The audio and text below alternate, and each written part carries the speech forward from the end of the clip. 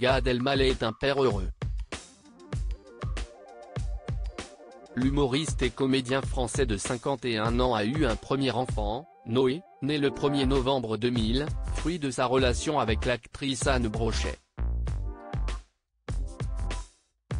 Malheureusement, ils se sont séparés en 2002.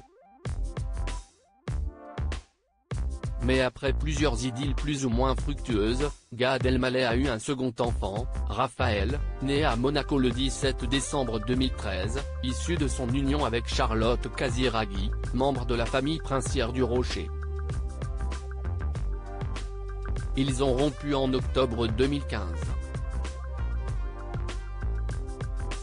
Aujourd'hui, si Gad Elmaleh a laissé quelques indices sur sa situation sentimentale lors de précédentes interviews, il semble s'occuper surtout de ses enfants.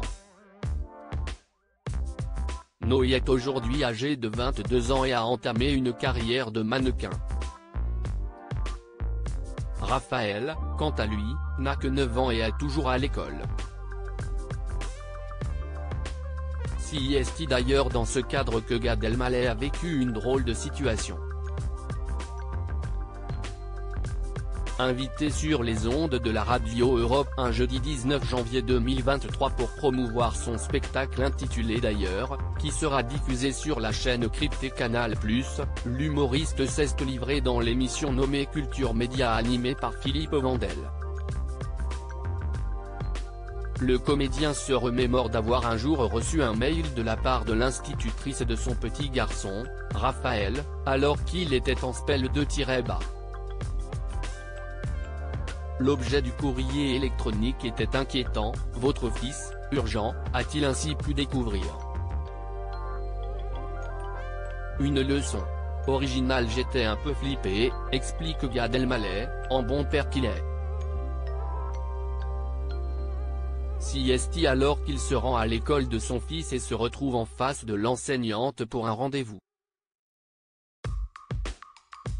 Étonnant. Celle-ci tourne quelque peu autour du pot, avant de lui dire « C'est vrai que les apprentissages, ça va, mais il faut que je vous dise que voilà. » dit-il, tout en imitant l'institutrice de manière comique. Elle me dit, je vous le dis, il tient très mal son stylo, conclut finalement l'humoriste. Plus de peur que de mal donc, en espérant que Raphaël Elmaleh a retenu cette leçon plutôt originale. Cette histoire est d'ailleurs issue du spectacle de Gad Elmaleh, qu'il jouera à Tel Aviv au mois de mars prochain.